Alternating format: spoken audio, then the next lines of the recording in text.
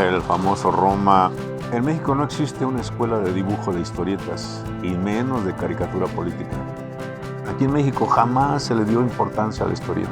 Ese premio me lo entregó Mario Moreno Cantinflas. Yo me llamo Alejandro Rodríguez Martínez. El famoso Roma nació por una necesidad de Hacienda. Me dijo un director: no puedes estar trabajando en dos empresas con tu nombre, búscate un seudónimo. Y en ese momento urgía cobrar ese día. Dije, ¿qué hago? Y que veo mi recibo, y en mi recibo decía Roma 5206. Dije, Roma. Y ya, desde entonces se me quedó el Roma. Yo soy dibujante de historietas. Inicié mi carrera profesional en 1971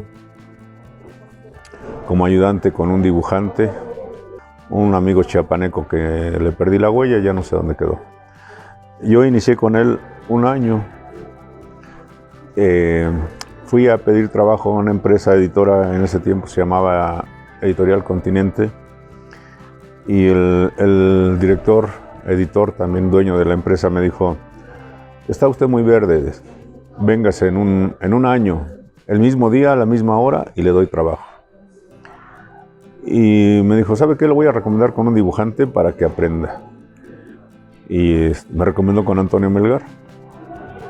Y estuve un año justamente. Y llevaba mis cuentas en el calendario. Yo decía, me falta tanto. Llegando el día, preparé mis muestras y fui con el editor y le dije, señor, ¿se acuerda de mí? Dijo, sí, ¿cómo no? Le dije, me dijo que viniera el mismo día y a la misma hora, y aquí estoy. Y vio mi trabajo y me dijo, ¿estás bien? Y dice, te voy a dar una oportunidad. Y a partir de ahí empezó mi carrera profesional, siempre para arriba. En México no existe una escuela de dibujo de historietas y menos de caricatura política. Todos los que nos hicimos en ese tiempo éramos dibujantes de taller.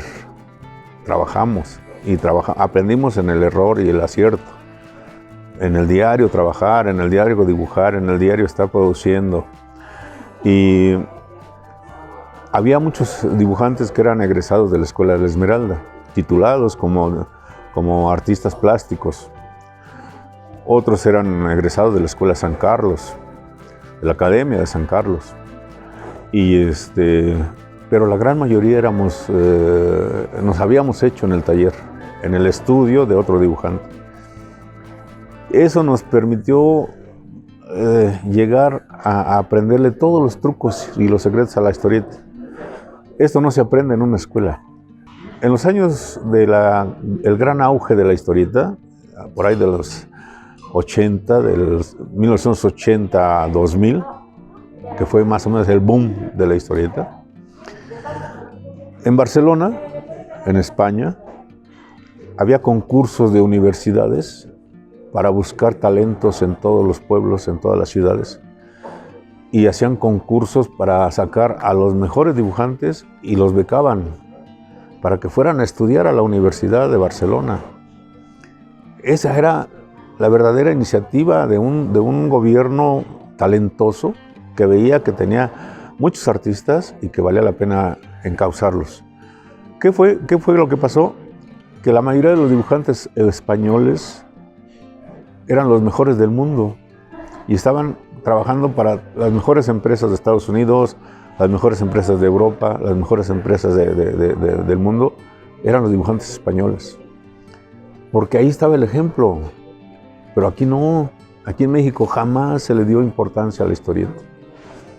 Y eso es lo que acabó con nosotros.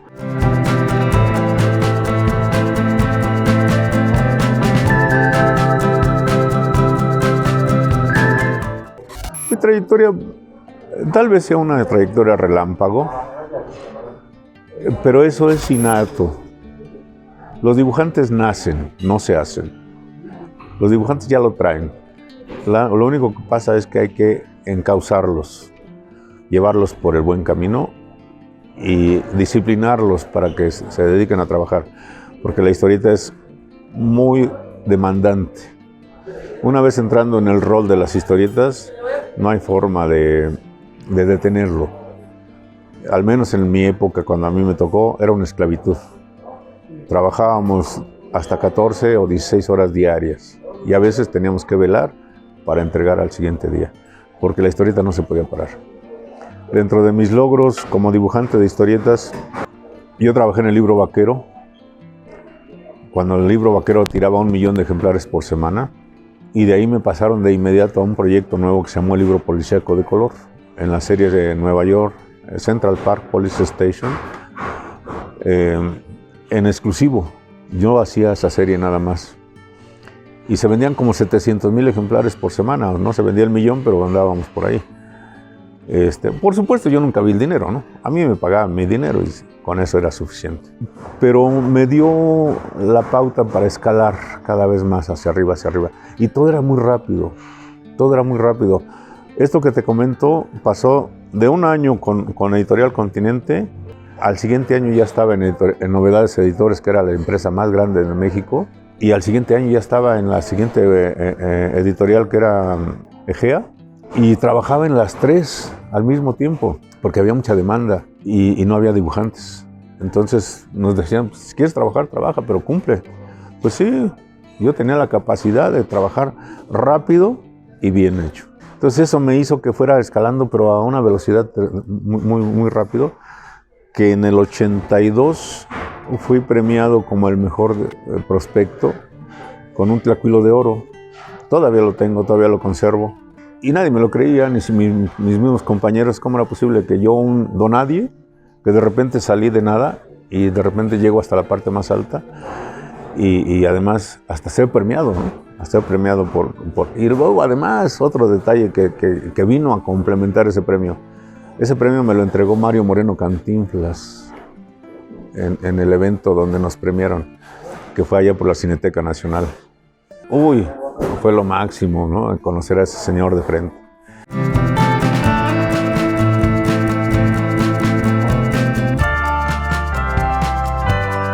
Mi paso por la historieta fue la época más hermosa que me tocó vivir, mal aprovechada de parte mía, porque yo venía de unas raíces de vivir en San Luis Potosí, en mi ciudad natal, en una carencia total, en una carencia cero, en donde no teníamos nada, ¿no? Nada. Y entonces lo único que yo tenía era imaginación y el talento que me lo habían mandado ya desde arriba, ese ya lo traía yo desde entonces. Pero la imaginación del no tener nada a crearme mis propios juguetes, esa era la carencia total, la de venir de nada con imaginación. Pues esa imaginación fue la que me ayudó cuando yo llegué a ser dibujante profesional, porque el director me decía, no eres el mejor, pero tienes una forma de desarrollar tu trabajo que interpretas todo lo que quiere el argumentista. No tienes trucos, no haces una carita en lugar de una escena de violencia, todo lo haces tal y como te lo pide el argumentista, y eso era bien visto, que no escatimaba yo trabajo, al contrario, me sobraban ganas de trabajar. Mi paso por la historieta fue muy agitada y muy rápida. Y eso me desestabilizó a mí emocionalmente. Yo terminé mal porque me pasó lo que a los boxeadores del barrio. Los boxeadores del barrio no tienen ni siquiera escuela, no fueron ni siquiera a la primaria, y lo único que saben es tirar golpes. Y un día los descubre un promotor y los hace campeones del mundo y ganan millones. Y lo único que pasa es que esos millones los tiran. A mí me pasó lo mismo. Yo no gané millones, pero sí gané dinero. Y me pasó lo mismo, ¿no? Mientras más llegaba, más gastaba y más tiraba, ¿no? Era un derroche, un desorden total mi vida. Y así fue durante muchos años. Y esto vino aparejado con que la historieta iba bajando cada vez más.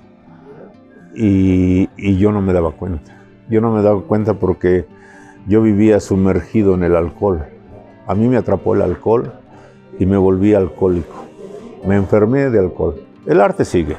El arte nunca se va. Con mi éxito como dibujante de historietas venían los excesos.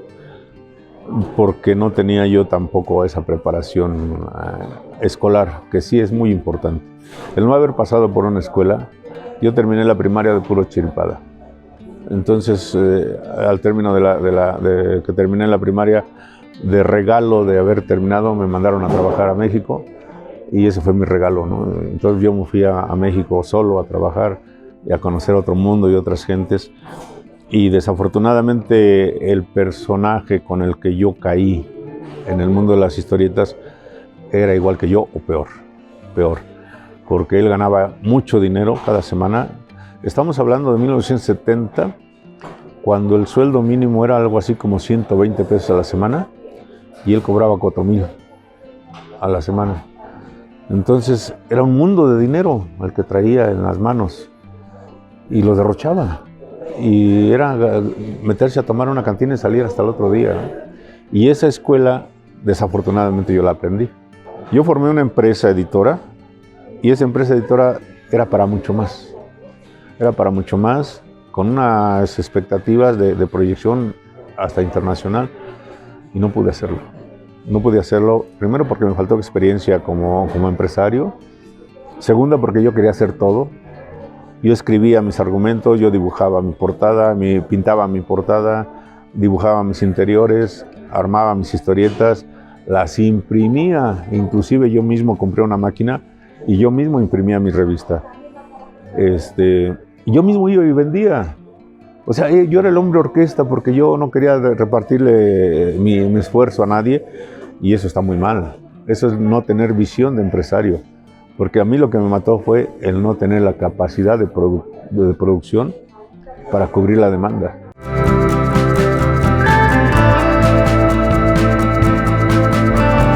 Durante los años 40, 50, la gente aprendió a leer leyendo historietas. Las historietas llegó a ser un fenómeno que en una época entre el 80 más o menos, se tiraban algo así como 10 millones de ejemplares a la semana. 1 millón o más, porque nunca dijeron la verdad a los editores, porque no pagaban impuestos, o no querían pagarle a los dibujantes sus regalías, que nunca pagaron, que nunca supimos cómo, pero debíamos haber cobrado regalías. De más de 1,5 millones de ejemplares, aunque ellos decían que 1 millón nada más, el Calimán tiraba 1 millón, el Lágrimas y Risas 1 millón, el Payo 1 millón, el Calimán 1 millón, el Jinete de la Muerte 1 millón, el Libro Vaquero, que fue el primero, 1 millón, y así. Había varias que tiraban 1 millón por semana. Siempre se manejó el mito de que en México no se leía. El mexicano no lee. No, el mexicano sí lee, y mucho. Nada más que había que ver qué era lo que leía. Pues leía historietas. Y miren lo que son las cosas. Si la SEP se mete cosas importantes ahí, la gente sería la mejor y más educada y la más instruida a través de las historietas. Porque pudo haberse metido a la historia, a meter la historia de México ilustrada. La historieta es uno de los pocos productos que está en manos o que estuvo en manos de millones de gentes y no supieron ni siquiera quién las hacía, cómo se hacía una historieta. Le preguntaban a una persona, oye, ¿tú sabes cómo se hace una historieta? Ah, pues en una imprenta. Sí, pero ¿qué hacen en la imprenta? Antes de la imprenta tiene que haberla hecho alguien. Ah, bueno, con unos sellos van sellando los cartones y ya los pasan a la impresión. No, esto era un trabajo a mano. Desde el dibujo, desde diagramar las páginas, hacer el trazo, colocar las imágenes, las composiciones, porque la historieta no es solamente poner monitos y ya. No, tiene un ritmo, tiene una técnica. Y esa técnica es componer cuadro por cuadro, viñeta por viñeta, de manera que tenga una secuencia de lectura. La lectura va como en una culebrita para que el lector recorra su vista en todo el espacio. Si todos los textos van de este lado y todos los dibujos de este lado, no los ven. Solamente van leyendo la historia y los dibujos no los ven. Entonces se tienen que repartir los textos de tal forma que vayan moviendo la vista para todos lados.